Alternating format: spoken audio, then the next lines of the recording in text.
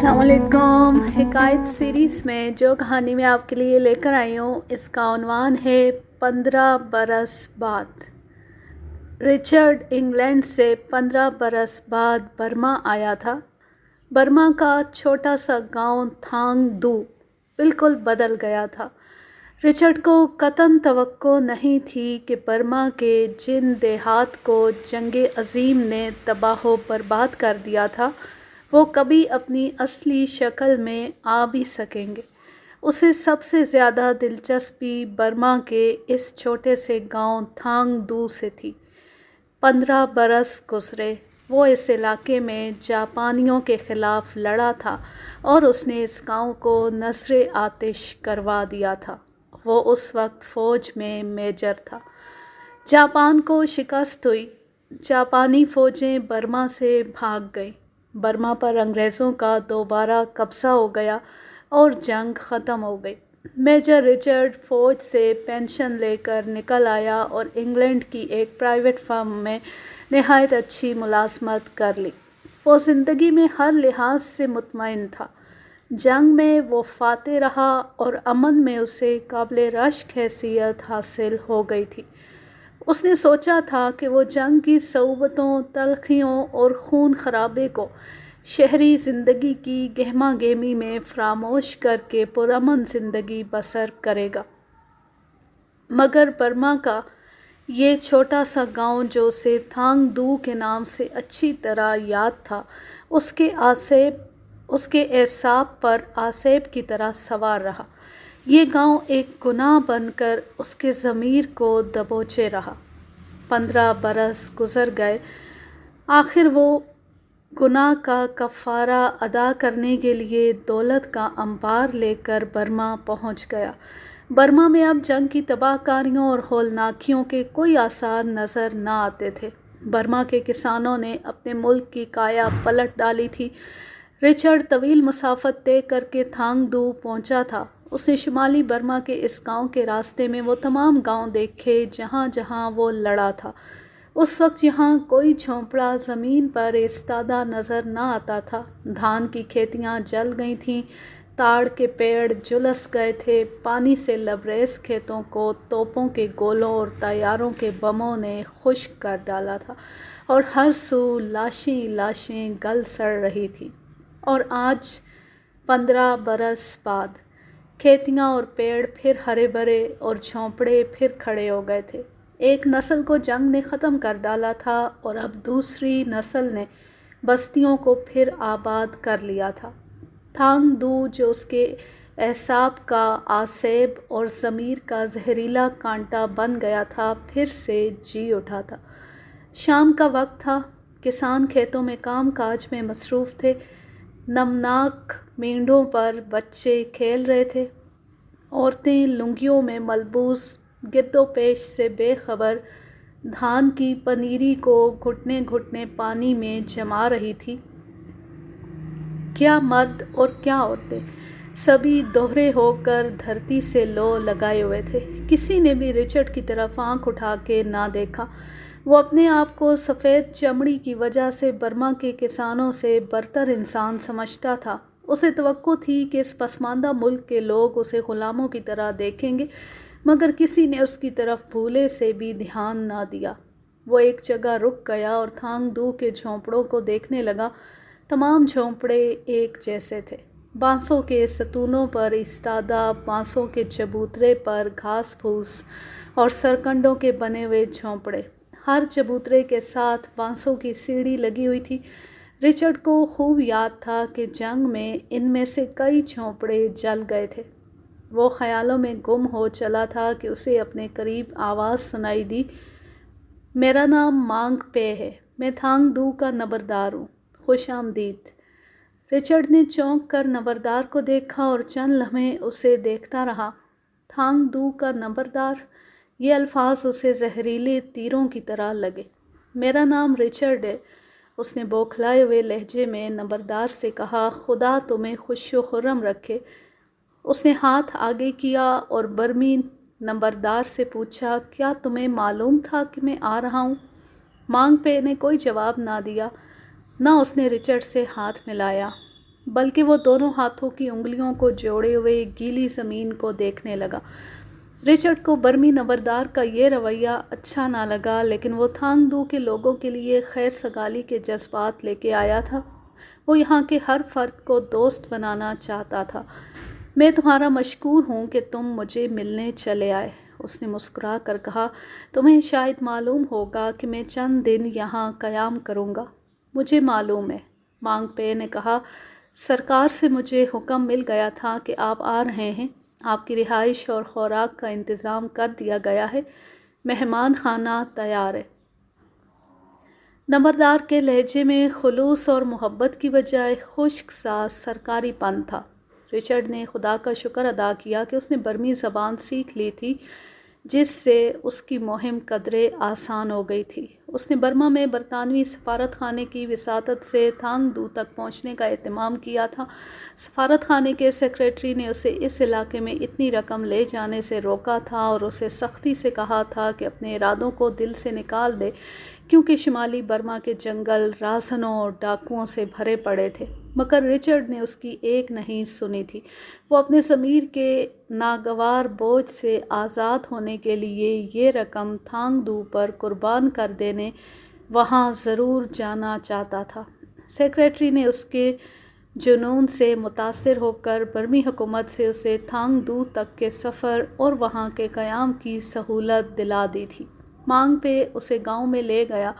गांव में दाखिल होती रिचर्ड का दिल उछल उछल कर बाहर आने लगा। उसकी जी में आई कि वो अपने सीने का गुबार मांगपे के सामने उगल दे। कांटा जो ज़मीर में चुभा हुआ था, उसकी खलिश यकलख्त शदीद और जहरीली हो गई, लेकिन मांगपे तेज़ कदम से आगे आगे चला जा रहा था। ये बर्मी नंबरदार सरकारी फ़र्ज़ अदा कर रहा था, वरना उसका अंदाज़ बता रहा था कि उसे इस अंग्रेज़ के साथ ज़रा भर दिलचस्पी नहीं। सावन का महीना था। मेहमान खाने के झोंपड़े में पहुंचने से पहले ही बारिश बरसने लगी। दोनों भागकर मेहमान खाने की 6 सीढ़ियाँ फलांग गए। अंदर बांसों का पलंग बिछा था। रिचर्ड थक गया था। वो पलंग पर जा गिरा और पलंग चिरचिरा कर खामोश हो गया। रिचर्ड कुछ कहने लगा था कि मांगपे ने जज्बात से खाली लहजे में कहा, मैं अभी पानी भेज दूँगा। हम गरीब लोग हैं, जो कुछ मुयस्सर है हाजिर करेंगे। किसी चीज़ की ज़रूरत हो तो मुझे बता देना। वो बाहर को चलने लगा तो रिचर्ड ने पूछा, तुम कब से इस गांव के नंबरदार हो? 15 बरस से। पहले मेरा बाप नंबरदार था। जंग के दौरान मेरे बाप को गोली मार दी गई थी। फिर मुझे नंबरदार बना दिया गया था। उसे गोली जापानियों ने मारी थी? नहीं, एक अंग्रेज़ ने। उसके लहजे में तंस नुमाया था। मैं जा रहा हूँ, आपकी शाम के खाने के वक्त आ जाऊँगा। वो ज़रा सा झुका और बाहर निकल गया। रिचर्ड का दिल डूबने लगा। उसने महसूस किया कि वो उस शख्स का सामना नहीं कर सकेगा। मांगपे की शख्सियत में कुछ ऐसा असर था कि वो घबराने लगा, या शायद उसका ज़मीर निगले हुए जहर को उगलने को बेताब था। रिचर्ड का दम घुटने लगा। उसने कपड़े बदले। बारिश और तेज़ हो गई। ये ऐसी वादी थी जहाँ सावन में समुंदर का मंजर बन जाया करता था। बारिश का शोर बढ़ा तो रिचर्ड ने कानों पर हाथ रख लिए। उसने अपने आप में हिस्टेरिया के दौरे की कैफियत महसूस की।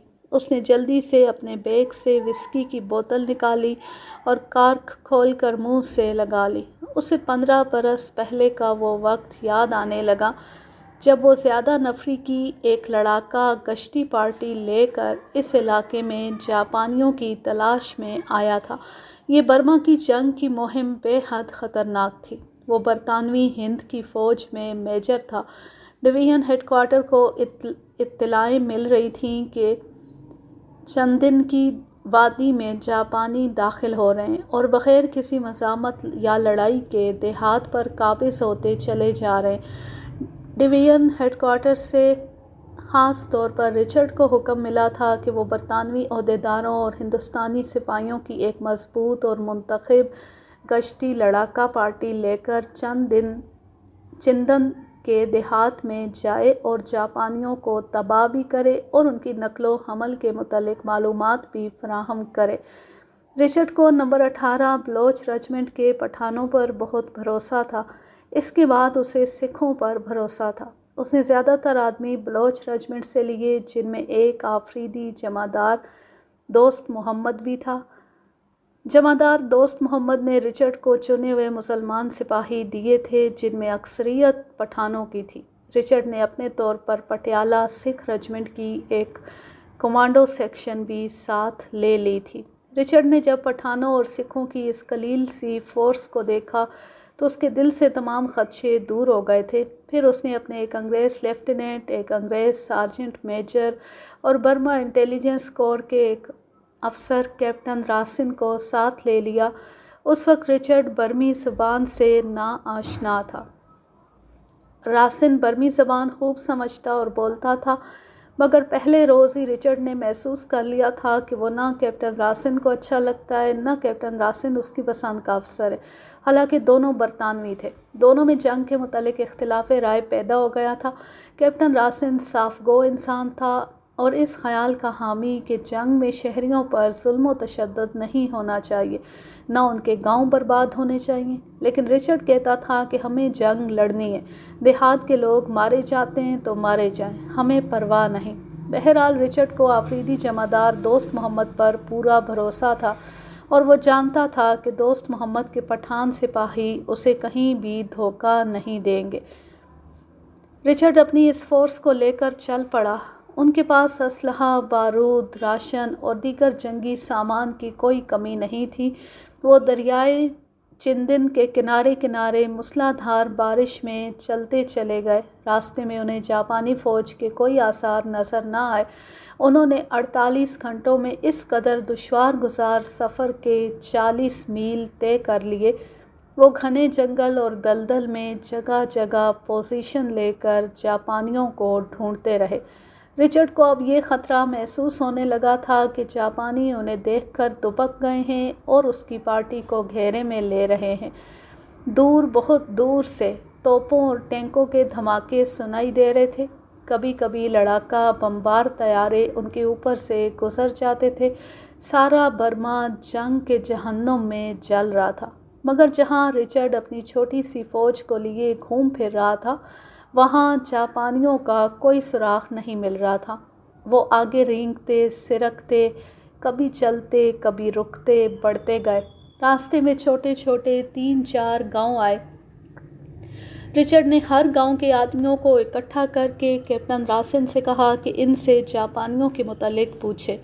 راسن نے ان سے برمی زبان میں پوچھا اور رچرڈ نے راسن کی وساطت سے ان پر جرح بھی کی، لیکن رچرڈ نے شدت سے محسوس کیا کہ کیپٹن راسن اس کام میں کوئی دلچسپی نہیں لے رہا، بلکہ دیہاتیوں کی پشت پناہی کر رہا ہے۔ وہ اور آگے بڑھے۔ کئی دن گزر گئے تھے۔ رچرڈ اپنے ڈویژن ہیڈ کوارٹر کو وائرلیس پر رپورٹیں دے رہا تھا۔ آخر وہ اس گاؤں تھانگ دو سے 2-2.5 میل دور ایک اور گاؤں پہنچے۔ رچرڈ نے گاؤں کے نمبردار کو بلایا اور کیپٹن راسن سے کہا کہ وہ اس بوڑھے سے وہی سوال پوچھے جو وہ ہر گاؤں میں پوچھتا آیا ہے۔ اس نے نمبردار کے ساتھ چند ایک باتیں کی، اس کے جواب سنے اور رچرڈ سے کہا کہ یہ شخص قسمیں کھاتا ہے کہ اس گاؤں کے لوگوں نے کبھی کسی جاپانی کی صورت بھی نہیں دیکھی۔ نمبردار نے یہ بھی کہا کہ آپ اس گاؤں کو چھوڑیے، میں یقین سے کہتا ہوں کہ اس سارے علاقے میں کبھی کوئی جاپانی نہیں آیا۔ رچرڈ نے راسن کی زبانی یہ جواب سنا تو اس نے غصے سے بپھر کر راسن سے کہا، یہ بوڑھا جھوٹ بکتا ہے۔ ڈویژن ہیڈ کوارٹر کے پاس اسکاؤٹس کی رپورٹ پہنچ چکی ہے کہ اس علاقے میں جاپانی داخل ہو چکے ہیں۔ 2 میل کے علاقے میں جاپانیوں کی موجودگی یقینی ہے۔ مجھے اس سے کوئی غرض نہیں کہ ڈویژن ہیڈ کوارٹر کو کیا رپورٹ ملی ہے۔ کیپٹن راسن نے روکھے پھیکے لہجے میں کہا، میں اسی قدر جانتا ہوں کہ یہ بوڑھا شخص جھوٹ نہیں بول رہا۔ کیپٹن راسن، تم دانش مندی سے گریز کر رہے ہو، لیکن میرے ساتھ آفریدی جمعدار دوست محمد ہے، یہ میرا مسئلہ حل کر لے گا۔ جمعدار دوست محمد کے علاوہ اسے اپنے برطانوی لیفٹیننٹ اور سارجنٹ میجر پر بھی بھروسہ تھا۔ کیپٹن راسن کا وہ کچھ نہیں بگاڑ سکتا تھا کیونکہ راسن انٹیلیجنس کا افسر تھا۔ اس سے تمہارا مطلب کیا ہے کہ جمعدار دوست محمد تمہارا مسئلہ حل کر لے گا؟ مطلب یہ ہے کہ یہ جنگ ہے، جنگ میں ہر فعل روا ہے، برمیوں پر بھروسہ کرنا حماقت ہے۔ میں جانتا ہوں کہ جاپانی جب کسی سے کوئی بات اگلوانا چاہتے ہیں تو وہ اسے اذیت دیتے ہیں، اسی طرح ہمیں بھی ان برمیوں کو اذیت دینے کا حق حاصل ہے، اور تم نازیوں اور فسطائیوں کے ظلم و تشدد کے خلاف جنگ لڑ رہے ہو اور خود ظلم و تشدد کے قائل ہو۔ راسن نے طنز سے کہا، بہرحال اس پارٹی کا کمانڈر میں ہوں، میرا ہر حکم مانا جائے گا۔ اس آدمی سے کہو کہ اپنے گھر چلا جائے اور میری اجازت کے بغیر گھر سے قدم باہر نہ رکھے، ورنہ میں اسے گولی سے اڑا دوں گا۔ رچرڈ نے اپنی پارٹی کو وہیں آرام کرنے کو کہا۔ شام کے کھانے سے فارغ ہو کر رچرڈ نے کیپٹن راسن سے کہا، جاؤ اور اس بوڑھے نمبردار سے کہہ دو کہ تم خوش قسمت ہو، میں اس سے اور کوئی بات نہیں پوچھوں گا، لیکن اسے خبردار کر دو کہ اگر اس نے اس طرح کا ایک اور جھوٹ بولا تو میں نہ صرف اسے گولی مار دوں گا بلکہ گاؤں کے تمام جھونپڑوں کو آگ لگا دوں گا۔ کیپٹن راسن خاموشی سے گاؤں میں چلا گیا اور تھوڑی دیر بعد واپس آ گیا۔ وہ دوسرے دن بھی وہیں رہے۔ رچرڈ نے بلوچ رجمنٹ کے مسلمان سپاہیوں کی ایک کشتی پیٹرول پارٹی بھیجی جو جنگل کی تلاشی لے کر لوٹ آئی۔ رچرڈ اپنی تمام پارٹی کو تھانگ دو کے گاؤں کے قریب لے گیا اور رات وہیں قیام کیا۔ بارش تھم گئی تھی۔ صبح ہوئی تو گرد و پیش کا منظر بہت خوبصورت تھا، مگر قدرت کے حسن پر جنگ کا آسیب سوار تھا۔ جاپان کی فوج برما کے جنگلوں اور دیہات میں بکھری ہوئی تھی۔ سورج ابھرا تو لوگ کھیتوں میں کام کرنے کو نکل آئے۔ رچرڈ تھانگ دو کو پہلی بار دیکھ رہا تھا۔ یہاں بہت سے جھونپڑے تھے اور ہر جھونپڑا موٹے موٹے بانسوں کے چبوترے پر ایستادہ تھا۔ اس سے کچھ دور پرے دریائے چندن کھرا رہا تھا۔ رچرڈ کیپٹن راسن اور اپنے لیفٹیننٹ کو ساتھ لے کر گاؤں میں داخل ہوا۔ لوگوں نے کام کاج چھوڑ دیا اور ہنستے مسکراتے دوستانہ انداز سے ان کی راہ میں آن کھڑے ہوئے۔ رچرڈ کو اطمینان ہوا۔ ان میں ایک موٹا سا آدمی آگے بڑھا اور کیپٹن راسن سے باتیں کرنے لگا۔ کیپٹن راسن نے اس کی باتوں کا ترجمہ کر کے رچرڈ کو بتایا کہ یہ آدمی اس گاؤں کا نمبردار ہے اور یہ کہتا ہے کہ ہمارے ہاں ایک مہمان خانہ ہے، آپ وہاں قیام کر سکتے ہیں اور ہم حسب توفیق آپ کی خدمت کریں گے۔ رچرڈ نے یہ پیشکش قبول کر لی اور سب افسر مہمان خانے میں چلے گئے، لیکن رچرڈ نے دیکھا کہ جمعدار دوست محمد برمی نمبردار کو گہری نظروں سے دیکھ رہا تھا۔ رچرڈ نے احتیاطی تدبیر اختیار کرتے ہوئے پٹھان سپاہیوں کو گاؤں کے گرد پھیلا دیا تاکہ وہ گرد و پیش کے خطرات پر نظر رکھیں۔ کیپٹن راسن نے رچرڈ سے کہا کہ دیکھا یہ لوگ کس قدر قابل اعتبار ہیں۔ رچرڈ کو قائل ہونا پڑا۔ راسن نے رچرڈ کو بتایا کہ میں اس سے جاپانیوں کے متعلق پوچھ چکا ہوں اور اس نے مجھے یقین دلایا ہے کہ دور دور تک کوئی جاپانی نہیں ہے۔ شام کا وقت تھا۔ رچرڈ باہر نکل گیا۔ وہ تھکن کو منظر کی خوبصورتی سے دور کرنا چاہتا تھا۔ وہ دریا تک چلا گیا۔ واپس آیا تو شام کا دھندلکا گہرا ہو رہا تھا۔ اس نے دیکھا کہ گاؤں کے باہر تاڑ کے درختوں تلے ایک نوجوان لڑکی کھڑی تھی۔ وہ ایک درخت کا سہارا لیے ہوئے تھی۔ اس کا لباس برمی، خد و خال برمی اور انگ انگ برمی تھا۔ اس وقت تک رچرڈ جانے کتنی برمی لڑکیوں کو دیکھ چکا تھا، لیکن یہ پہلی لڑکی تھی جس نے اس کے قدم روک لیے۔ لڑکی کے انداز میں کشش تھی، ایسی کشش کہ رچرڈ جیسا ذمہ دار افسر اس کی طرف چل پڑا اور لڑکی کے سامنے جا کھڑا ہوا۔ رچرڈ کے ہونٹوں پر مسکراہٹ آ گئی اور اس نے ٹوٹی پھوٹی برمی زبان میں لڑکی سے بڑے پیار سے کہا، میں تمہارا دوست ہوں، تمہارا نام کیا ہے؟ لڑکی کچھ بڑبڑائی اور گھوم کر شام کے دھندلکے میں غائب ہو گئی۔ رچرڈ نے اپنے اندر ایک ہلچل سی محسوس کی اور وہ بے خیالی میں چل پڑا۔ اس کے خیالوں پر یہ نوجوان برمی لڑکی قابض ہو گئی تھی۔ وہ اس کے سحر کے اثر سے چلا جا رہا تھا کہ ایک رائفل کی نالی اس کے پیٹ میں آ لگی۔ اس نے چونک کر دیکھا، نالی فوراً ایک طرف ہو گئی۔ یہ پٹیالہ سکھ رجمنٹ کے ایک سپاہی کی رائفل تھی۔ یہ سکھ سپاہی ایک جھاڑی میں پوزیشن لیے ہوئے تھا۔ رچرڈ اس گوری چٹی دلکش برمی لڑکی کے تصور سے بیدار ہو گیا۔ وہ مہمان خانے میں چلا گیا، رات بھر کروٹیں بدلتا رہا اور اس کا ذہن تلخ و شیریں خیالات کی آماج گاہ بنا رہا۔ اسے گرد و پیش سے کوئی خطرہ نہیں تھا۔ اسے معلوم تھا کہ بلوچ ریجمنٹ کے پٹھان اور کمانڈو سیکشن کے سکھ سپاہی بیدار ہیں۔ آج 15 برس بعد وہ پھر اسی گاؤں کے اسی مہمان خانے میں بیٹھا تھا اور تھانگ دو کی اس رات کو یاد کر رہا تھا جب وہ جاپانیوں کی تلاش میں یہاں آیا تھا اور اس برمی لڑکی کو دیکھا تھا۔ اسے یاد آ رہا تھا کہ جنگ ختم ہوتی اس کی ملازمت کا عرصہ بھی پورا ہو گیا تھا۔ وہ فوج سے فارغ ہو کر بمبئی کی بندرگاہ سے انگلینڈ چلا گیا تھا، جہاں اسے ایک کاروباری فرم میں ملازمت مل گئی تھی۔ وہ محنتی آدمی تھا۔ تھوڑی عرصے میں وہ اس فرم کا حصے دار اور پھر ڈائریکٹر بن گیا اور اس کا شمار انگلینڈ کے دولت مندوں میں ہونے لگا۔ وہ برما کو بھولتا چلا جا رہا تھا، مگر ایک رات جب اس نے سونے سے پہلے سونے کے کمرے کی بتی بجھائی تو اس نے محسوس کیا جیسے کمرہ دھوئیں سے بھر گیا ہو۔ اس کے ساتھ ہی اس نے تڑاخ تڑاخ کی آوازیں سنی جیسے خشک بانس جل رہے ہوں۔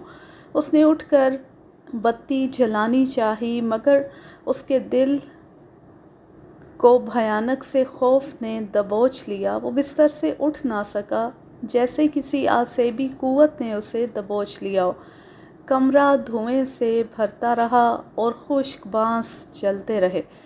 پھر عجیب بات یہ ہوئی کہ اس کی آنکھ لگ گئی۔ آنکھ کھلی تو صبح طلوع ہو چکی تھی۔ کمرے میں دھواں بالکل نہیں تھا۔ باہر نکل کر دیکھا، کہیں بھی کوئی چیز نہیں جلی تھی۔ پھر اسے کیا ہوا تھا؟ کیا یہ ڈراؤنا خواب تھا؟ اس نے اسے خواب سمجھ کر ہی ذہن سے اتار دیا، لیکن 2 ہی روز بعد وہ ایک ہوٹل میں دوپہر کا کھانا کھا رہا تھا کہ اسے ہوٹل میں دھواں بھرتا ہوا محسوس ہوا اور بانسوں کے جلنے کی آوازیں آنے لگیں۔ اس کے ساتھ ہی اس کے دل پر ایسا خوف طاری ہوا کہ وہ کرسی پر جکڑا گیا۔ اسے آج یاد آ رہا تھا کہ ہوٹل میں ایک آدمی دوسری میز سے کھانا چھوڑ کر بھاگ آیا اور اس نے اس سے پوچھا تھا، آپ ٹھیک تو ہیں؟ آپ کا رنگ زرد ہو گیا ہے اور اس ٹھنڈ میں آپ کا چہرہ پسینے میں ڈوب گیا ہے۔ اسے کچھ یاد نہیں تھا کہ اس نے کھانا کھایا تھا یا نہیں، اور بل کس نے ادا کیا یا نہیں، اور وہ اپنے گھر تک کس طرح پہنچا تھا۔ گھر میں وہ تنہا رہتا تھا۔ عمر 45 برس ہو چکی تھی، مگر ابھی تک اس نے شادی نہیں کی تھی، کیونکہ اس کے ذہن میں بیوی کا جو تصور اور جو معیار تھا، اس پر کوئی لڑکی پوری نہیں اترتی تھی۔ وہاں لڑکیوں کی تو کوئی کمی نہیں تھی، اس کے پاس دولت بھی بے شمار تھی، لیکن وہ ایسی لڑکی کی تلاش میں بھٹکتا رہا جو اس کے جذبات سے دلچسپی رکھتی ہو، مگر ایسی کوئی لڑکی نظر نہ آئی۔ ہوٹل میں اس دورے نے اسے پریشان کر دیا۔ اسے اس رات بھی نیند میں بانسوں کے جلنے کی بھیانک تڑاخ تڑاخ سنائی دی اور کمرے میں دھواں بھرتا محسوس ہوا۔ دوسرے روز وہ اپنے ایک دوست ماہر نفسیات کے پاس چلا گیا اور اسے یہ کیفیت سنائی اور اسے بتایا کہ وہ برما میں جنگ کے وقت سے ضمیر پر ایک گناہ کا بوجھ لیے پھرتا ہے، اور یہ بوجھ اب چند برسوں بعد اچانک زہر بن کر ابھر آیا ہے۔ ماہر نفسیات نے اسے مشورہ دیا کہ دورے کی اس کیفیت سے نجات حاصل کرنے کا ایک ہی ذریعہ ہے کہ وہ برما کے اسی گاؤں میں جا کر گناہ کا کفارہ ادا کرے اور ضمیر کے بوجھ کو وہاں پھینک آئے۔ یہ علاج تو اس سے پہلے رچرڈ کے دماغ میں بھی آیا تھا۔ اب نفسیات کے ڈاکٹر کی تائید حاصل ہو گئی تو اس نے اپنی تمام دولت سمیٹی، پاسپورٹ بنوایا اور برما جا پہنچا، جہاں سے وہ تھانگ دو چلا گیا، اور آج وہ پھر اسی مہمان خانے میں بیٹھا تھا جہاں وہ 15 برس پہلے میجر کی حیثیت سے اپنی لڑاکا گشتی پارٹی کے ساتھ جاپانیوں کی تلاش میں آن بیٹھا تھا۔ اس سے وہ گناہ اسی گاؤں میں سرزد ہوا تھا جو جلتے ہوئے بانسوں اور دھوئیں کی صورت میں اس کے ذہن اور دل کو برسوں ڈستا رہا تھا۔ آج اسے یاد آ رہا تھا کہ وہ جنگ میں کس طرح بلوچ رجمنٹ کے پٹھانوں اور پٹیالہ سکھ رجمنٹ کے کمانڈو سیکشن کے سکھوں کے ساتھ یہاں پہنچا تھا۔ اس نے آہ بھری اور زیر لب کہا، کاش مجھے جاپانیوں کی تلاش میں یہاں نہ بھیجا جاتا۔ میں محاذ پر کہیں لڑتا ہوا مر جاتا تو زیادہ بہتر ہوتا۔ وہ یہیں تک یاد کر پایا تھا کہ وہ پٹھانوں اور سکھوں کے ساتھ یہاں آیا تھا کہ وہ اکتا کر جھونپڑے سے باہر جا کھڑا ہوا۔ اس کے دل پر رنج و ملال کا بوجھ تھا۔ شام کا دھندلکا پھیل رہا تھا۔ گاؤں کا نمبردار مانگ پے کہہ گیا تھا کہ وہ شام کو آئے گا۔ رچرڈ سوچ رہا تھا کہ مانگ پے کے انداز میں دوستی نہیں، بے رخی ہے۔ کیا اسے دوست بنایا جا سکے گا؟ اگر مانگ پے نے تعاون نہ کیا تو اس کے ارادے ملیہ میٹ ہو جائیں گے اور وہ ضمیر پر گناہ کا بوجھ لیے مایوس و نامراد لوٹ جائے گا۔ رچرڈ باہر نکلا تو اسے دائیں طرف ایک جھونپڑے کے کھنڈرات نظر آئے۔ بانسوں کا چبوترا ایک طرف سے بیٹھا ہوا تھا اور ٹوٹا پھوٹا جھونپڑا اسی طرف جھکا ہوا تھا۔ شام کے گہرے دھندلکے میں اس نے دیکھا کہ گھاس پھوس اور بانسوں کے اس کھنڈر کے قریب ایک عورت یا شاید جوان لڑکی گھٹنوں میں سر دیے بیٹھی تھی۔ بادل گھر کر آ رہے تھے اور لڑکی گرد و پیش سے بے خبر بیٹھی تھی۔ رچرڈ اس کی طرف چلنے ہی لگا تھا کہ مانگ پے آ گیا۔ اس کے پیچھے پیچھے ایک عورت ہاتھ میں ٹرے اٹھائے آ رہی تھی۔ رچرڈ ان کے ساتھ کمرے میں چلا گیا۔ عورت نے ٹرے بانسوں کی میز پر رکھی اور چلی گئی۔ یہ رچرڈ کا شام کا کھانا تھا، مرغی اور چاول۔ مانگ پے بھی کوئی بات کیے بغیر کمرے سے نکلنے لگا تو رچرڈ نے کہا، مانگ پے تم نہ جاؤ، مجھے تم سے کچھ باتیں کرنی ہیں، بیٹھو میرے ساتھ کھانا کھا لو۔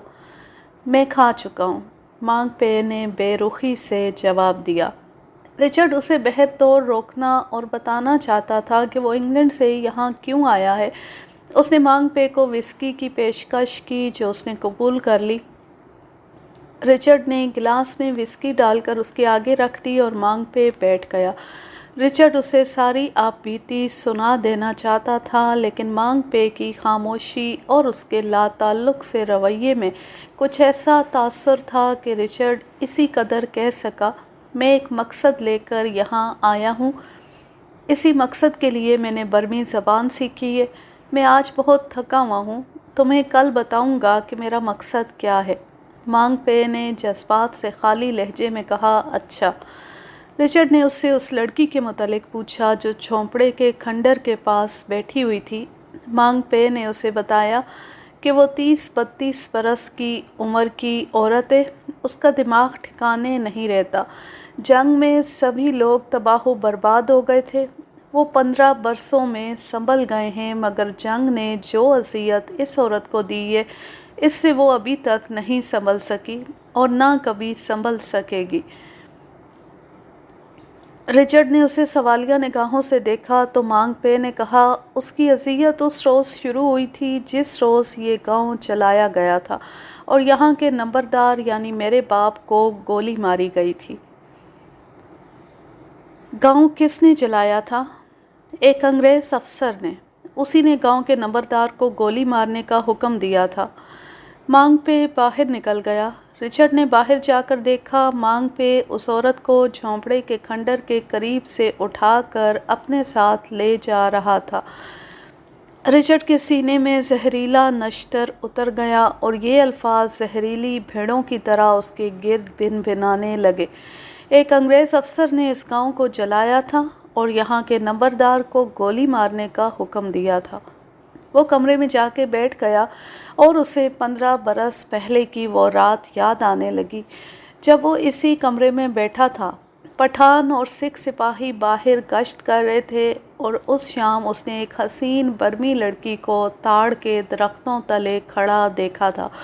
بے شک بانسوں کے اس جھونپڑے کی رات پرسکون تھی لیکن وہ جنگ کی ایک ہولناک رات تھی۔ رات کا پچھلا پہر تھا جب جمعدار دوست محمد نے اسے جگا کر چائے دی تھی اور کہا تھا، صاحب آگے چلنے کا وقت ہو گیا ہے، ہمیں اندھیرے میں نکل جانا چاہیے۔ رچرڈ نے صورت سے چائے پی، وردی پہنی اور باہر نکل آیا۔ بلوچ رجمنٹ اور پٹیالہ سکھ رجمنٹ کے سپاہی باہر تیار کھڑے تھے۔ ذرا پرے کیپٹن راسین اور گاؤں کا بوڑھا نمبردار دوستانہ طریقے سے ہاتھ میں ہاتھ ڈالے کھڑے ہنس ہنس کر باتیں کر رہے تھے۔ رچرڈ کو یقین سا ہونے لگا کہ کیپٹن راسین برطانوی ہوتے ہوئے بھی برطانیہ کا خیر خواہ نہیں ہے۔ رچرڈ نے جلدی جلدی اپنی چھوٹی سی فورس کو اردو میں ہدایات دیں اور انہیں اس طرح آگے بڑھایا کہ پٹھان آگے تھے، سکھ انہیں کور کرنے کے لیے پیچھے اور پہلوؤں میں، اور وہ خود اپنے لیفٹیننٹ، سارجنٹ میجر اور کیپٹن راسن کے ساتھ درمیان میں رہا۔ ساری پارٹی جنگل میں پھیل کر آگے بڑھنے لگی۔ جب رچرڈ گاؤں سے نکل رہا تھا تو اس کے ذہن پر کل شام والی لڑکی سوار تھی اور وہ سوچ رہا تھا کہ وہ جھونپڑا کتنا خوش قسمت ہوگا جس میں اس لڑکی نے رات گزاری ہوگی، اور وہ آدمی کس قدر خوش نصیب جس کی وہ بیوی یا محبوبہ ہوگی۔ اس نے گھوم گھوم کے دیکھا، شاید جانے سے پہلے یا شاید کسی جاپانی کی گولی سے مرنے سے پہلے اسے اس لڑکی کی ایک جھلک نظر آ جائے، لیکن ابھی سحر کا دھندلکا چھٹا نہیں تھا اور لوگ جھونپڑوں میں گہری نیند سو رہے تھے۔ جب صبح کا اجالا نکھر آیا تو رچرڈ کی پارٹی گھنے جنگل میں قدم پھونک پھونک کر رکھتی چلی جا رہی تھی۔ رچرڈ نے آگے آگے جاتے لمبے تڑنگے پٹھانوں پر نگاہ ڈالی، پھر اس نے اپنے دائیں پہلو میں سکھ رجمنٹ کے حوالدار گوربخش سنگھ کو دیکھا تو اسے جاپانیوں پر رحم آنے لگا اور اس نے سوچا کہ یہ پٹھان اور یہ سکھ جاپانیوں کو چیر پھاڑ دیں گے۔ تھوڑی دیر بعد وہ جنگل سے نکل آئے۔ سامنے دھان کے کھیت تھے اور ان کھیتوں میں گھرا ہوا ایک اور گاؤں تھا۔ ابھی سورج نہیں نکلا تھا۔ گاؤں کے باہر اور اندر کوئی انسان نظر نہ آتا تھا، وہ لوگ ابھی سوئے ہوئے تھے۔ رچرڈ نے جمعدار دوست محمد سے کہا کہ وہ اپنے مسلمان سپاہیوں سے گاؤں کو گھیرے میں لے لے اور سکھ مختلف سمتوں سے گاؤں میں داخل ہو کر لوگوں کو جگا لیں اور گاؤں کے بڑے آدمی کو باہر لے آئے۔ پٹھان گاؤں کو گھیرے میں لینے لگے تو رچرڈ نے سوچا کہ یہ تو وقت ضائع کرنے والی بات ہے، اس گاؤں میں جاپانی نہیں پہنچے۔ تھانگ دو کے نمبردار نے یقین دلایا تھا کہ دور دور تک کے علاقے میں کوئی جاپانی نہیں ہے۔ رچرڈ نے اپنے لیفٹیننٹ سے مشورہ کر کے جمعدار دوست محمد سے کہا کہ اس گاؤں کو گھیرے میں لینے کی بجائے 3-3 کی ترتیب میں اکٹھے گاؤں میں داخل ہو جاؤ۔ یہ ہدایت دیتے رچرڈ کو خیال آیا کہ گاؤں کی خاموشی کچھ پراسرار سی ہے، تاہم اس نے پٹھانوں کو پریڈ کی ترتیب میں گاؤں کی طرف روانہ کر دیا۔ پٹھان گاؤں سے کوئی 50 گز دور ہوں گے کہ ماحول رائفلوں اور مشین گنوں کے بے رحم دھماکوں سے لرز اٹھا۔ یہ فائر گاؤں کے اندر سے اور گاؤں کے پہلو میں ایک بلند جگہ سے جو جھاڑیوں سے ڈھکی ہوئی تھی آ رہا تھا۔ رچرڈ کا جسم سن ہو کے رہ گیا۔ چند سیکنڈز تو وہ کچھ بھی نہ سوچ سکا۔ اس نے دیکھا کہ جو پٹھان 3-3 کی ترتیب میں سینہ تانے گاؤں کی طرف جا رہے تھے، ان میں سے کئی ایک گولیوں کی بوچھاڑ میں گرے اور تڑپ کر ٹھنڈے ہو گئے تھے۔ اتنے میں ایک گولی اس کے اپنے پاؤں کے قریب زمین میں لگی۔ رچرڈ پر دیوانگی طاری ہو گئی۔ وہ جاپانیوں کے آتشی جال میں پھنس چکا تھا۔ اسے اپنی لغزش کا بھی احساس ہوا۔ اس نے پٹھانوں کو اندھا دھند گاؤں کی طرف بھیج دیا تھا۔ جو پٹھان پہلی بوچھاڑ سے بچ گئے تھے انہوں نے پوزیشنیں لے لی اور جوابی فائر شروع کر دیا۔ عقب سے سکھوں نے پٹھانوں کے اوپر سے فائرنگ شروع کر دی۔ جاپانیوں کی 2 ہی پوزیشنیں تھیں، ایک مکان میں اور ایک باہر بلند جگہ پر۔ جب پٹھانوں نے دیکھا کہ سکھ انہیں نہایت اچھا حفاظتی فائر دے رہے ہیں تو جمعدار دوست محمد نے چلا کر کہا، حوالدار گوربخش سنگھ، فائر ذرا اونچا کرو، ہم چارج کرتے ہیں۔ ٹھیک ہے جمعدار صاحب، گوربخش سنگھ نے عقب سے پکارا۔ چارج! جمعدار دوست محمد اور اس کے بچے کھچے پٹھانوں نے جاپانیوں کی بلندی والی پوزیشن پر سنگینوں سے حلہ بول دیا۔ سکھوں نے پٹھانوں کے پہنچنے تک نہایت کارگر فائر کر کے جاپانیوں کو دبائے رکھا۔ جو ہی پٹھان جاپانیوں تک پہنچے سکھوں نے فائر روک دیا۔ پھر 10 بدس جنگ کا گھمسان کا معرکہ ہوا۔ پٹھانوں نے اپنی روایات کو زندہ کر دیا۔ سنگین کی لڑائی میں جاپانی بھی خوب ماہر تھے، لیکن پٹھان اپنے پٹھان بھائیوں کے خون کے انتقام میں پاگل ہو رہے تھے۔ انہوں نے اس پوزیشن سے ایک بھی جاپانی کو زندہ بھاگنے نہ دیا۔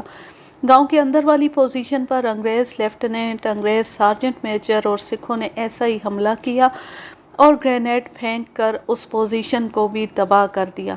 اس میں کم و بیش 20 جاپانی مارے گئے، لیکن رچرڈ کی پارٹی کا نقصان بھی کچھ کم نہیں تھا۔ 11 پٹھان مارے گئے اور 5 زخمی ہوئے، 2 سکھ ہلاک اور 2 زخمی ہوئے۔ انگریز لیفٹیننٹ دھان کے کھیت میں مرا پڑا تھا، گولی اس کے سر کے پار ہو گئی تھی۔ سارجنٹ میجر گاؤں کے اندر اوندے منہ پڑا تھا، اس کے منہ سے خون نکل رہا تھا۔ رچرڈ نے اسے اٹھانے کی کوشش کی مگر وہ مر گیا۔ رچرڈ پٹھانوں کی طرف بھاگا۔ جمعدار دوست محمد کے ایک گال سے خون بہہ رہا تھا۔ اس نے قہر آلود لہجے میں رچرڈ سے کہا، میجر صاحب، دشمن ہمارے انتظار میں بیٹھا تھا، اسے معلوم تھا کہ ہم آ رہے ہیں۔ تھانگ دو کے نمبردار کو بھی معلوم تھا، یہ اس کی چال تھی، یہ گھات تھانگ دو کے نمبردار نے لگوائی ہے۔ رچرڈ نے بلا تامل اس کی بات مان لی، اور جب اس نے 11 پٹھانوں، 2 سکھوں اور 2 انگریزوں کی لاشوں کو دیکھا تو غصے سے اس کے منہ سے جھاگ پھوٹنے لگی۔ اسے ان جوانوں پر بہت ناز تھا، اسے اپنے ہم وطن افسروں پر اتنا بھروسہ نہیں تھا جتنا پٹھانوں پر تھا۔ جمعدار صاحب، اس نے عتاب آلود آواز میں جمعدار دوست محمد سے کہا، جس قدر جلدی ہو سکے تھانگ دو پہنچو اور نمبردار کو زندہ پکڑ لو، اور گاؤں والوں سے کہو کہ جو کوئی گاؤں سے باہر نکلا اسے گولی مار دی جائے گی۔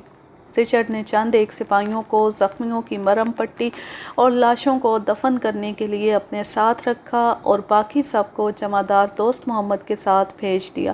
دوست محمد کے جانے کے بعد اس نے گاؤں کے تمام گھروں کی تلاشی لی تو اسے پتہ چلا کہ گاؤں میں جاپانیوں کے سوا اور کوئی آدمی نہیں تھا، نہ کوئی عورت، نہ کوئی بچہ۔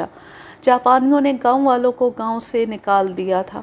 کیپٹن راسن بھی جمعدار دوست محمد کے ساتھ چلا گیا تھا۔ رچرڈ نے اسے سختی سے کہا تھا کہ وہ جمعدار دوست محمد کے کام میں دخل نہ دے۔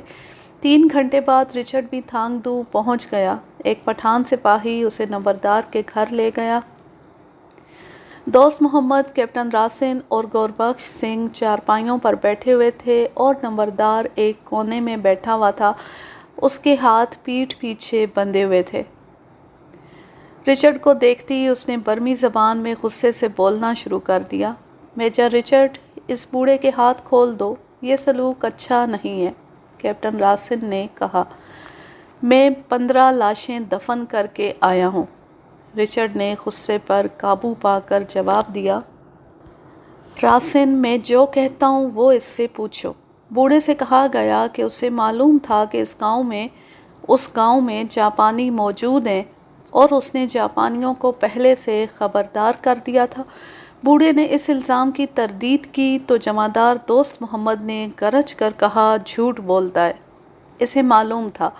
کیپٹن راسن نے رچرڈ سے کہا کہ تم لوگوں کے پاس اس بوڑھے کے خلاف کوئی ثبوت نہیں ہے۔ رچرڈ نے سنی انسنی کر کے حکم دیا، گاؤں کے تمام آدمیوں کو باہر بلاؤ اور اس بوڑھے کو بھی باہر لے آؤ۔ حوالدار گوربخش سنگھ نے بوڑھے کو مردار کی طرح گھسیٹ لیا، پھر اسے ٹھڈے مار کر اٹھایا۔ رچرڈ کے دل میں بوڑھے کے لیے رحم کا ذرہ بھی نہ تھا۔ کیپٹن راسن نے بوڑھے کی وکالت میں کچھ کہا، میرے 11 پٹھان، 2 سکھ اور 2 انگریز مارے گئے ہیں، اس نے قہر بھری آواز میں کہا۔ باہر گاؤں کے لوگ جمع ہو چکے تھے۔ بوڑھے کو سامنے کھڑا کر کے رچرڈ نے راسن سے کہا کہ انہیں بتاؤ کہ اس بوڑھے کا قصور کیا ہے، اور انہیں کہو کہ گاؤں کے ہر ایک آدمی کو گولی ماری جائے گی اور سارا گاؤں جلا دیا جائے گا، لیکن میں تم پر رحم کرتا ہوں اور تم لوگوں کو عبرت دلانے کے لیے میں تھوڑے سے جھونپڑے جلاؤں گا اور صرف اس بوڑھے کو گولی ماروں گا۔ جب گاؤں والوں نے کیپٹن راسن کی زبانی یہ سزا سنی تو ان پر سناٹا طاری ہو گیا۔ راسن نے رچرڈ کو اس ظلم سے باز رکھنے کی کوشش کی، لیکن رچرڈ نے جمعدار دوست محمد سے کہا، جمعدار صاحب اپنے ساتھ 5 سپاہی لے لو اور پرے جا کر اس نمبردار کو گولی مار دو، اس کی لاش وہیں پڑی رہنے دینا۔ جمعدار دوست محمد نے 5 سپاہی چن لیے اور نمبردار کو گھسیٹتے اور دھکیلتے ہوئے پرے لے گئے۔ ایک بار رچرڈ کو نمبردار کی آواز سنائی دی جیسے بکرے کو ذبح کیا جا رہا ہو۔ رچرڈ کے دل پر پل بھر کے لیے خوف طاری ہو گیا اور اس نے چاہا کہ بوڑھے کو بخش دے۔ اس کا ضمیر جاگ اٹھا تھا، وہ شاید اسے بخش ہی دیتا، مگر کیپٹن راسن بول پڑا، رچرڈ میں تمہیں آخری بار کہتا ہوں کہ انسانیت کا احترام کرو اور پاگل نہ بنو۔ رچرڈ کو راسن سے چڑ تھی، اس کے دل میں رحم کا جو جھونکا آیا تھا وہ نکل گیا۔ راسن نے کہہ دیا، تم ہٹلر ہو۔ عین اس وقت ذرا پرے جھاڑیوں کی اوٹ سے 5 رائفلوں کا ایک دھماکہ سنائی دیا۔ نمبردار کو ایک نہیں بیک وقت 5 گولیاں مار دی گئی تھی۔ رچرڈ، کیپٹن راسن نے کہا، تم مجرم ہو، شاید تمہیں اپنے جرم کا احساس بھی ہوگا۔ رچرڈ کو آج 15 برس بعد یاد آ رہا تھا کہ کیپٹن راسن نے ٹھیک کہا تھا، میں مجرم تھا، لیکن اپنے جرم کا احساس بہت دیر بعد ہوا۔ مگر اس روز وہ غصے سے دیوانہ ہوا جا رہا تھا۔ اس نے نہ صرف بوڑھے نمبردار کو گولی مروا دی بلکہ سپاہیوں سے کہا تھا، سامنے کے جھونپڑوں کی ساری قطار کو جلا دو۔ رچرڈ، کیپٹن راسن نے پھر اسے کہا، تم اسی ظلم و تشدد کے خلاف لڑ رہے ہو جس کے مرتکب تم خود ہو رہے ہو۔ خدا کے لیے خاموش رہو راسن، تم ایک جرم کر چکے ہو، اب اور نہ کرو۔ راسن نے اس کا بازو تھام کر کہا، ان لوگوں کے گھر نہ جلاؤ، یہی ان کی ساری کائنات ہے۔ ان غریبوں نے پیٹ پر پتھر رکھ کر یہ جھونپڑے کھڑے کیے، اس سے بہتر ہے کہ ان سب کو گولی مار دو، ان کے گھر نہ جلاؤ۔ ان جھونپڑوں میں ان کا خون پسینہ لگا ہوا ہے، ان کے بچے بارش میں پڑے ٹھٹھر ٹھٹھر کر مر جائیں گے۔ رچرڈ خاموشی سے سنتا رہا مگر اس پر کوئی اثر نہ ہوا۔ راسن نے کہا، تم مجرم ہو اور تم غدار ہو۔ رچرڈ بھڑک اٹھا اور بولا، تمہیں ذرا بھر احساس نہیں کہ میرے 11 پٹھان اور 2 سکھ سپاہی ہلاک ہو گئے؟ اگر تمہیں ان سپاہیوں کا خیال نہیں تو ان 2 انگریزوں کے متعلق ہی سوچو جو ان برمیوں کی چال بازی کی نظر ہو گئے۔ اگر اب تم نے میری راہ میں آنے کی کوشش کی تو میں تمہیں گرفتار کر کے ہیڈ کوارٹر میں کورٹ مارشل کے لیے بھیج دوں گا۔ رچرڈ نے اپنے سپاہیوں سے مخاطب ہو کر کہا، سامنے کے جھونپڑے جلا دو، اور ذرا دیر بعد سامنے کے 3 جھونپڑوں سے بے رحم شعلے اٹھنے لگے۔ جلتے ہوئے بانس مشین گن کی طرح تڑاخ تڑاخ کرنے لگے اور ماحول میں دھواں پھیلنے لگا۔ آج 15 برس بعد راسن کو اسی گاؤں کے مہمان خانے میں بیٹھے وہ آگ یاد آ رہی تھی۔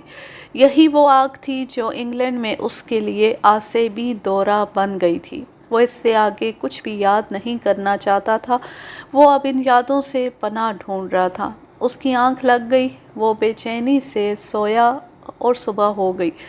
اس نے کھڑکی کھول کر باہر دیکھا، درخت ساون کی اوس سے لدے ہوئے تھے اور اوس کے قطرے پتوں سے ٹپک رہے تھے۔ رچرڈ کو یوں لگا جیسے پیڑ رو رہے ہوں۔ اس کا دل اداسیوں میں ڈوبتا چلا گیا۔ اگر مانگ پہ نہ آ جاتا تو وہ رنج و الم سے شاید کبھی نہ ابھر سکتا۔ مانگ پہ نے رسمی سے لہجے میں اسے سلام کیا اور پوچھا کہ رات اسے کوئی تکلیف تو نہیں ہوئی۔ رچرڈ اس کے لہجے کو خوب سمجھتا تھا۔ وہ دیکھ رہا تھا کہ مانگ پہ اس کے جواب کا انتظار کیے بغیر باہر کو چل پڑا۔ مت جاؤ مانگ پہ، رچرڈ نے بے تاب ہو کر کہا، میں تمہیں بتانا چاہتا ہوں کہ میں یہاں کیوں آیا ہوں۔ مانگ پہ رک گیا۔ تمہیں شاید معلوم ہوگا کہ میں یہاں سیر و سیاحت کے لیے نہیں آیا، میں اس گاؤں کو مالی امداد دینے آیا ہوں۔ مانگ پہ نے چونک کر رچرڈ کی طرف دیکھا، اس کے چہرے کا تاثر بدل گیا۔ رچرڈ نے کہا، تم نے بتایا تھا نا کہ ایک انگریز افسر نے اس گاؤں کو جلایا اور نمبردار کو گولی مروا دی تھی؟ وہ میرا دوست تھا، وہ مر گیا ہے۔ رچرڈ یہ جھوٹ بول کر اندر ہی اندر کانپ اٹھا لیکن سنبھل گیا اور کہنے لگا، مرنے سے پہلے اس نے مجھے تھانگ دو کے متعلق سب کچھ بتا دیا تھا۔ اس نے فوج سے فارغ ہو کر بہت دولت کمائی تھی۔ اس نے آپ کو کیا بتایا تھا؟ مختصر یہ کہ میرا دوست جنگ کے دوران یہاں ایک گشتی پارٹی لے کر آیا تھا۔ تمہارے گاؤں کے نمبردار نے اسے یقین دلایا تھا کہ اس علاقے میں جاپانی نہیں ہے، لیکن اگلے گاؤں میں جاپانی فوج موجود تھی جس نے میرے دوست کے 15 آدمی ہلاک کر دیے۔ حالات ایسے تھے کہ میرے دوست نے غصے میں آ کر تمہارے گاؤں کے نمبردار کو، جو تمہارا باپ تھا، گولی مروا دی اور گاؤں کے چند ایک جھونپڑے بھی جلا ڈالے تھے۔ مانگ پہ، تم شاید نہیں جانتے کہ جنگ میں انسان پاگل ہو جاتا ہے اور وہ کچھ ایسی حرکتیں کر بیٹھتا ہے جن پر وہ جنگ کے بعد پچھتاتا ہے۔ ہو سکتا ہے نمبردار کا بھی اس میں ہاتھ ہو۔ مانگ پے نے رچرڈ کو گہری نظروں سے دیکھتے ہوئے کہا، لیکن اسے بغیر کسی ثبوت کے مروا دینا اچھا فعل نہ تھا۔ میرے دوست نے اسے اچھا فعل اس لیے سمجھا تھا کہ نمبردار نے اسے دشمن سے مروایا تھا۔ کون سا دشمن؟ جاپانی؟ جاپانی تمہارے دشمن تھے اور انگریز تمہارے دوست تھے کیونکہ وہ تمہارے ملک کو جاپانیوں سے بچانے کے لیے لڑے تھے۔ نہیں، دونوں ہمارے دشمن تھے۔ جاپان نے اس لیے برما پر حملہ کیا تھا کہ اس ملک پر قبضہ کر لے، اور انگریز اس لیے لڑے تھے کہ اس ملک کو اپنے قبضے میں رکھیں۔ ہمارے لیے دونوں دشمن تھے۔ ہمیں جاپانیوں نے بھی اذیتیں دے دے کر انگریزوں کے متعلق معلومات حاصل کی، اور انگریزوں نے بھی ہماری بستیاں جلا کر ہم سے جاپانیوں کے متعلق پوچھا۔ یہاں سے 10 میل دور ایک گاؤں میں جاپانی آئے اور نمبردار کا پیٹ چاک کر کے سارے گاؤں کو جلا گئے کیونکہ نمبردار نے کہا تھا کہ اسے انگریزوں کی فوج کے متعلق کچھ علم نہیں۔ چند دنوں بعد تمہارا دوست آیا اور ہمارے نمبردار کو قتل کروا کے ہماری بستی کو جلا گیا۔ رچرڈ کے ماتھے پر پسینے کے قطرے پھوٹنے لگے۔ اس کے پاس مانگ پے کی بات کا کوئی جواب نہ تھا۔ اس نے موضوع بدل ڈالا اور پوچھا، وہ عورت کہاں ہے جو رات اس جھونپڑے کے قریب بیٹھی تھی؟ یہی ہے، اسے کسی طرح مصروف کرنے کے لیے میں نے اسے کہا ہے کہ وہ آپ کو دوپہر کا کھانا دے جائے۔ رچرڈ پھر اپنے اصلی موضوع پر آ گیا اور کہنے لگا، میرا دوست مر گیا ہے۔ مرتے وقت اس نے اپنی تمام دولت مجھے دے دی تھی اور کہا تھا کہ میں برما کے اس گاؤں تھانگ دو جا کر یہ دولت یہاں کے لوگوں اور گاؤں کی ترقی کے لیے صرف کر دوں۔ میں چاہتا ہوں مانگ پے کہ تم میرے ساتھ تعاون کرو اور بتاؤ کہ یہ رقم یہاں کس طرح خرچ کروں۔ شام تک مجھے سوچ کر جواب دینا۔ مانگ پے اٹھ کھڑا ہوا اور ایسے لہجے میں کہا، اچھا، جیسے اسے رچرڈ کی بات سے کوئی دلچسپی ہی نہیں تھی۔ اس نے کہا، دوپہر کا کھانا وہ دے جائے گی، شام کا کھانا بھی وہی لائے گی، میں اس کے ساتھ آ جاؤں گا۔ اس کا نام کیا ہے؟ میزن، مانگ پے نے جواب دیا اور باہر نکل گیا۔ رچرڈ کو اب سارا دن قید تنہائی میں گزارنا تھا۔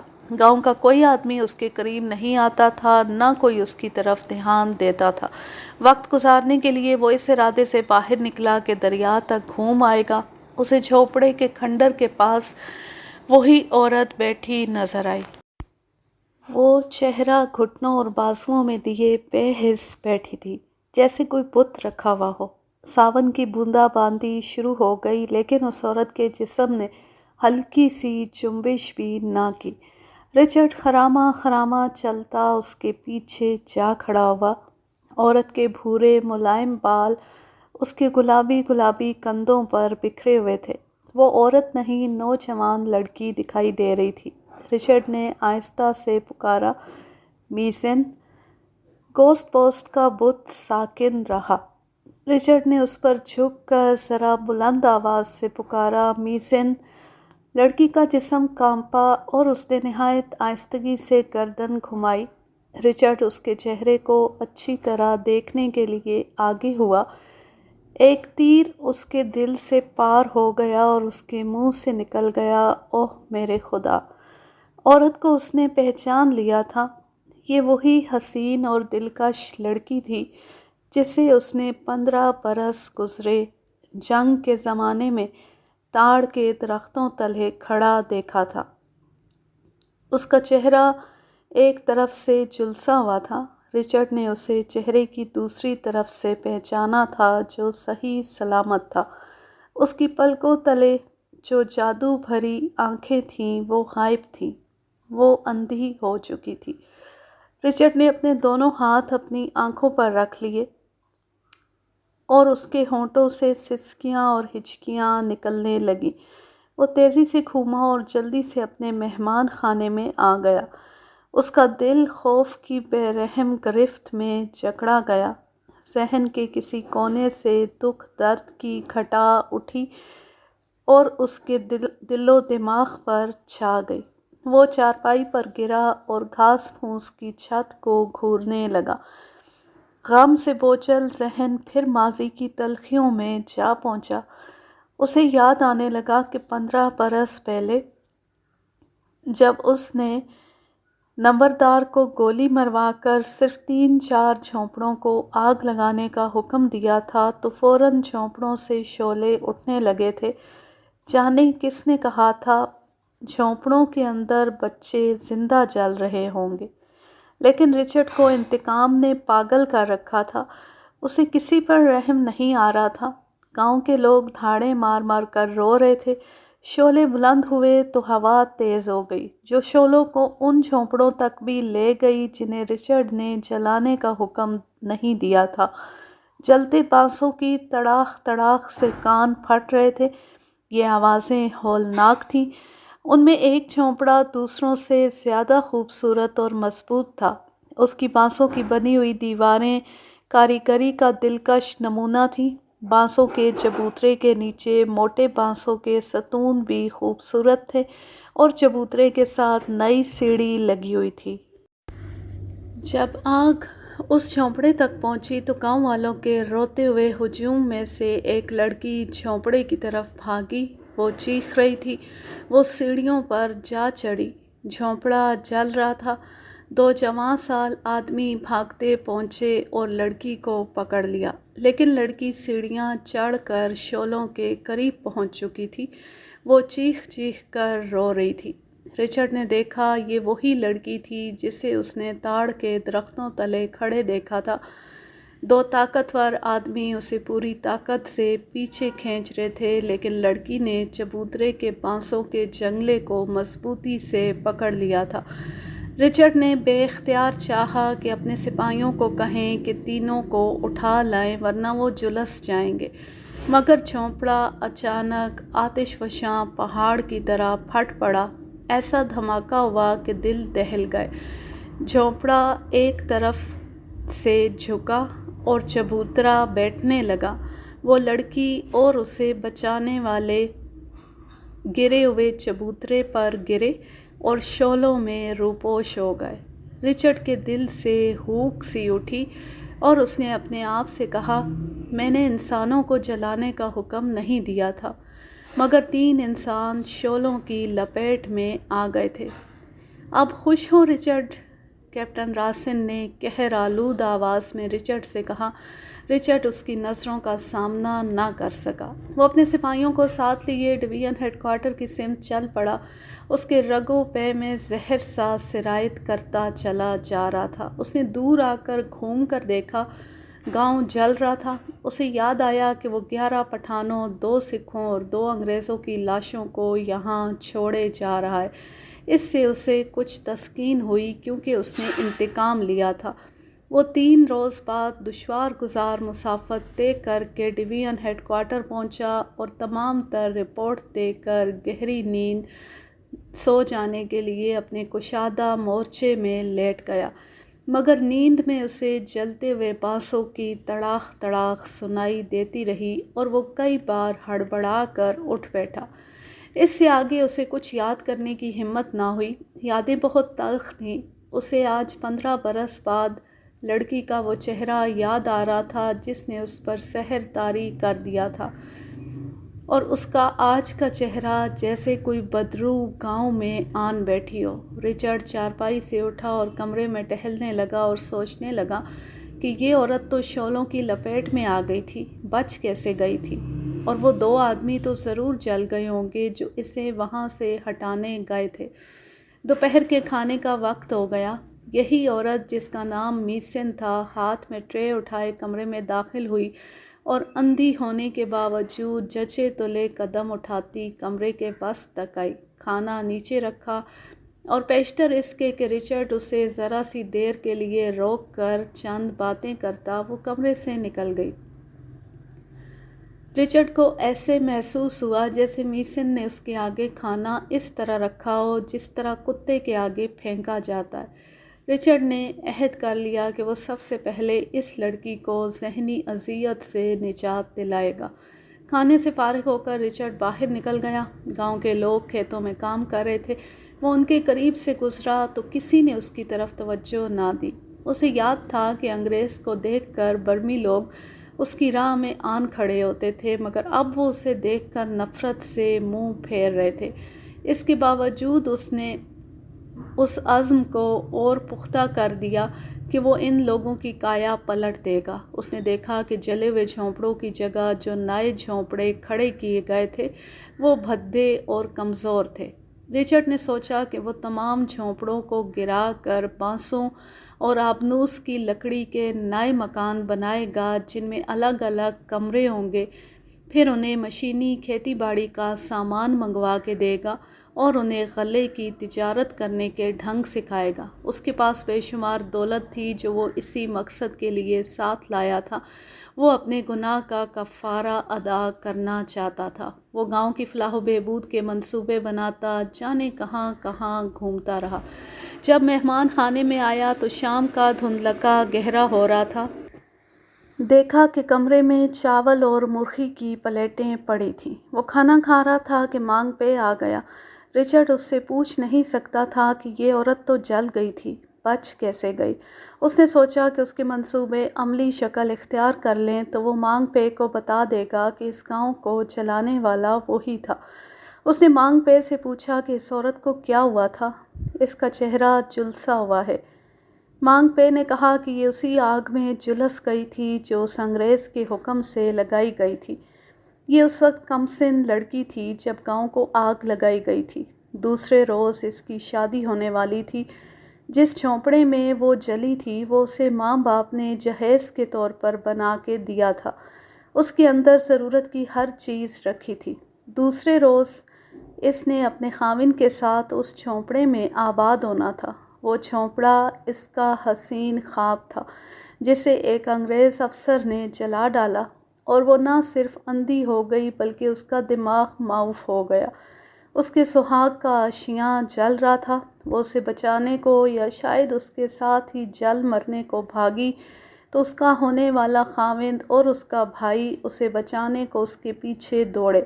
آخر ہوا یہ کہ وہ دونوں جل کر مر گئے اور یہ لڑکی نہ جانے کیسے بچ گئی۔ اس روز سے اس کے رشتہ دار اسے 2 وقت کا کھانا دے دیتے لیکن اسے رات کو اپنے گھر میں داخل نہیں ہونے دیتے۔ گاؤں والے اسے بدروح سمجھتے۔ میں اسے اپنے گھر لے جاتا ہوں اور وہ ایک کونے میں دبک کر رات گزار لیتی ہے۔ رچرڈ کے دل میں درد کی ٹیس اٹھی اور اس کا سر جھک گیا۔ ذرا دیر بعد اس نے سر اٹھا کر کہا، سارا گاؤں جل گیا تھا؟ جہاں یہ گاؤں ہوا کرتا تھا وہاں صرف راکھ رہ گئی تھی، پھر راکھ کو بارشیں بہا لے گئیں، پھر یہاں نئے جھونپڑے کھڑے کیے گئے۔ یہ جھونپڑے بہت کمزور اور بھدے ہیں۔ میں تم لوگوں کو لکڑی اور بانسوں کے مکان بنوا دوں گا اور گاؤں کو نہایت خوبصورت شکل دوں گا۔ میرے دوست نے اس کام کے لیے مجھے بہت دولت دی ہے۔ نہیں، ایسا نہیں ہوگا۔ تھانگ دو کے لوگ اب اچھے جھونپڑے نہیں بنائیں گے۔ یہ لوگ ڈرتے ہیں کہ کل تباہی آئی تھی، کل پھر آ سکتی ہے۔ ہم لوگ اب صرف جی رہے ہیں اور کھیتوں سے اتنا ہی اناج اگاتے ہیں جس سے ہمارے پیٹ بھر جاتے ہیں۔ جس طرح یہ لڑکی آنکھیں کھو بیٹھی ہے، اسی طرح ہم اچھی زندگی بسر کرنے کی امنگ کھو بیٹھے ہیں۔ رچرڈ نے اسے قائل کرنے کی کوشش کی کہ وہ گاؤں کا نمبردار ہے اور وہ اس کی پیشکش قبول کر لے۔ اس نے مانگ پے سے یہ بھی کہا، میں جانتا ہوں کہ تم ایک انگریز کی پیشکش قبول کرنے سے گریز کر رہے ہو کیونکہ تمہیں اس سے نفرت ہے۔ کچھ بھی سمجھ لو، اب 1000 خزانے ہمیں دے دو۔ جو مر گئے ہیں وہ لوٹ کے نہیں آ سکیں گے۔ اور تھانگ دو کا جلا ہوا سینہ انگلینڈ کی دولت سے کبھی ٹھنڈا نہ ہوگا۔ مانگ پے، میں جس کام کے لیے یہاں آیا ہوں وہ کام ہو کر رہے گا۔ میں تمام عمر یہیں رہوں گا اور تم لوگوں پر زر و دولت قربان کرتا رہوں گا۔ سب سے پہلے اس اندھی لڑکی کو پناہ میں لینے کا بندوبست کروں گا۔ مانگ پے نے کوئی جواب نہ دیا۔ وہ اٹھ کے چلنے لگا تو رچرڈ نے اسے ہاتھ ملانے کو ہاتھ بڑھایا، مگر مانگ پے نے ہاتھ کی طرف دیکھنا بھی گوارا نہ کیا اور باہر نکل گیا۔ رچرڈ کو دھچکا لگا، لیکن اس نے اس بے رخی کو بھی قبول کر لیا۔ اس کا عزم پختہ تھا۔ مانگ پے کے جانے کے بعد اسے گزرے ہوئے 15 برسوں کا صرف ایک خوشگوار واقعہ یاد آیا۔ یہ 2 ہی مہینے پہلے کا واقعہ تھا۔ وہ جس بحری جہاز میں برما کے لیے انگلینڈ سے روانہ ہوا تھا، اس کی فرسٹ کلاس میں بہت سے مسافر تھے۔ ان میں ایک جوان سال لڑکی کیرولین بھی تھی، جس کی رنگت یورپی باشندوں کی طرح سفید نہیں بلکہ سفیدی مائل سانولی تھی۔ رچرڈ اس کے ساتھ بے تکلف ہو گیا۔ وہ شادی کے فوراً بعد بیوہ ہو گئی تھی اور اب ایک مشن کے ساتھ ہندوستان جا رہی تھی۔ دونوں کی بے تکلفی محبت کی حدوں کو چھونے لگی۔ رچرڈ نے کیرولین کو تھانگ دو کے متعلق ساری بات کہہ سنائی اور اسے بتایا کہ وہ اب اپنے گناہ کا کفارہ ادا کرنے جا رہا ہے۔ اس نے کیرولین سے کہا کہ وہ اس کے ساتھ برما چلی چلے اور وہ شادی کر لیں گے۔ کیرولین نے اسے کہا کہ وہ اس سے ضرور شادی کر لے گی، لیکن ہندوستان کے مشن سے دستبردار نہیں ہوگی۔ یہ پہلی لڑکی تھی جو رچرڈ کے معیار پر پوری اتری۔ ممبئی تک کا کئی دن کا سفر رومانوں میں گزر گیا اور بمبئی کی بندرگاہ آ گئی۔ دونوں بوجھل دل سے جدا ہوئے اور اس وعدے نے دونوں کے دلوں کو سہارا دیا کہ وہ جلدی ملیں گے اور شادی کر لیں گے۔ مگر آج رات جب رچرڈ تھانگ دو کے مہمان خانے میں تنہا لیٹا، اس گاؤں کی بہبود اور بہتری کے متعلق سوچ رہا تھا، تو اس نے اس اندھی لڑکی کے متعلق سوچنا شروع کر دیا۔ وہ چارپائی سے اٹھ بیٹھا اور فیصلہ کر لیا کہ وہ اس اندھی لڑکی کے ساتھ شادی کر لے گا۔ اس ارادے نے اس کے ضمیر سے کانٹا نکال پھینکا اور وہ نہایت اطمینان سے لیٹ گیا۔ صبح کے وقت وہ حشاش بشاش باہر نکلا۔ وہ گاؤں سے دور نکل گیا۔ جب واپس آ رہا تھا تو اسے گاؤں سے باہر اندھی لڑکی آتی نظر آئی۔ رچرڈ نے سوچا کہ اس سے بات کرنے کا یہ اچھا موقع ہے۔ وہ اس کے قریب پہنچا اور اسے روک لیا۔ اس کے جلے ہوئے چہرے کو دیکھ کر رچرڈ کو اس کا 15 برس پہلے کا دلکش چہرہ یاد آ گیا، جس نے اس کی ذات میں زلزلے برپا کر دیے تھے۔ میسن، مجھے اجنبی نہ سمجھو۔ میں اب تمہارے گاؤں کا ایک فرد ہوں اور تمہاری مدد کو آیا ہوں۔ اندھی لڑکی کا جسم تھر تھر کانپا، اس کے منہ سے دلدوز چیخ نکلی اور وہ دریا کی طرف بھاگ اٹھی۔ وہ اندھا دھند دوڑتی گئی اور رچرڈ بے بسی کے عالم میں اپنے جھونپڑے میں آ گیا۔ بہت دیر گزر گئی۔ مانگ پے آ گیا۔ آؤ مانگ پے، مجھے تم سے بہت سی باتیں کرنی ہیں۔ میسن کے آنے تک بیٹھو، وہ کھانا لے کے آئے گی۔ وہ اب نہیں آئے گی، مانگ پے نے دکھی لہجے میں کہا۔ کیوں؟ وہ مر گئی ہے۔ مر گئی ہے؟ اسے کیا ہوا؟ وہ دریا میں ڈوب مری ہے۔ میں ادھر سے آ رہا تھا اور اسے بھاگتے ہوئے دیکھا۔ میں بھی اس کے پیچھے گیا۔ اس نے سیلابی دریا میں چھلانگ لگا دی اور میرے سامنے ڈوب گئی ہے۔ میں اسے بچا سکتا تھا لیکن نہیں بچایا۔ اذیت سے نجات پانے کا یہی ایک ذریعہ تھا جو اس نے اختیار کیا۔ میں خوش ہوں، آج سارا گاؤں خوش ہوگا۔ تم نے اسے ڈوبنے دیا؟ تم اس کے قاتل ہو، تم اسے بچا سکتے تھے۔ ایک قاتل کسی دوسرے انسان کو قاتل نہیں کہہ سکتا، مانگ پے نے قہر آلود آواز میں کہا۔ سنو انگریز مسافر، اس کے قاتل تم ہو۔ اس گاؤں کو تم نے جلایا تھا، نمبردار کو تم نے گولی مروائی تھی اور یہاں کے انسانوں کو تم نے زندہ جلایا تھا۔ رچرڈ پر سکتہ طاری ہو گیا۔ حلق یکبارگی خشک ہو گیا۔ مانگ پے کہہ رہا تھا، تم جس وقت گاؤں میں داخل ہوئے تھے میں نے اسی وقت تمہیں پہچان لیا تھا۔ تم نے جھوٹ کہا تھا کہ وہ تمہارا دوست تھا جس نے گاؤں چلایا اور نمبردار کو قتل کرایا تھا۔ میں نے گاؤں کے بچے بچے کو بتا دیا تھا کہ یہ ہے وہ انگریز جس نے 15 برس گزرے اس گاؤں کو آگ لگائی تھی اور میرے نمبردار باپ کو گولیوں سے مروایا تھا۔ اس اندھی لڑکی نے بھی تمہیں پہچان لیا تھا۔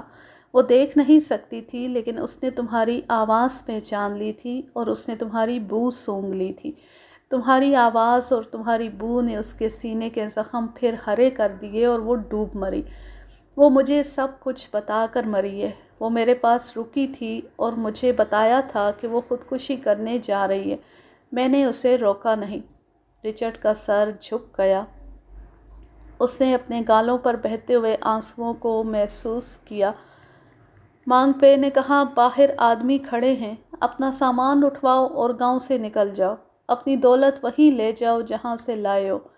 تھوڑی دیر بعد 7-8 برمی دیہاتی رچرڈ کا سامان اٹھائے چلے جا رہے تھے اور رچرڈ ان کے آگے آگے سر جھکائے چلا جا رہا تھا۔ وہ شکست خوردہ تھا۔ بوجھ جو ضمیر سے اترتا محسوس ہوا تھا اب اور زیادہ وزنی اور ناگوار ہو گیا تھا۔ دل میں کانٹا اور گہرا اتر گیا تھا۔ وہ سر جھکائے چلتا گیا۔ اسے پا پیادہ کوسوں کی مسافت طے کر کے کلیوا کے قصبے میں پہنچنا تھا۔ یہ راستہ گھنے جنگلوں اور گھاٹیوں کی بھول بھلائیوں سے گزرتا تھا۔ گھنٹے بھر کی مسافت کے بعد اسے محسوس ہوا کہ وہ غلط راہ پر جا رہا ہے، لیکن اسے اطمینان تھا کہ گاؤں کے آدمی اس کا سامان اٹھائے پیچھے پیچھے آ رہے ہیں۔ اگر وہ غلط راہ پر چلا تو وہ اسے روک لیں گے۔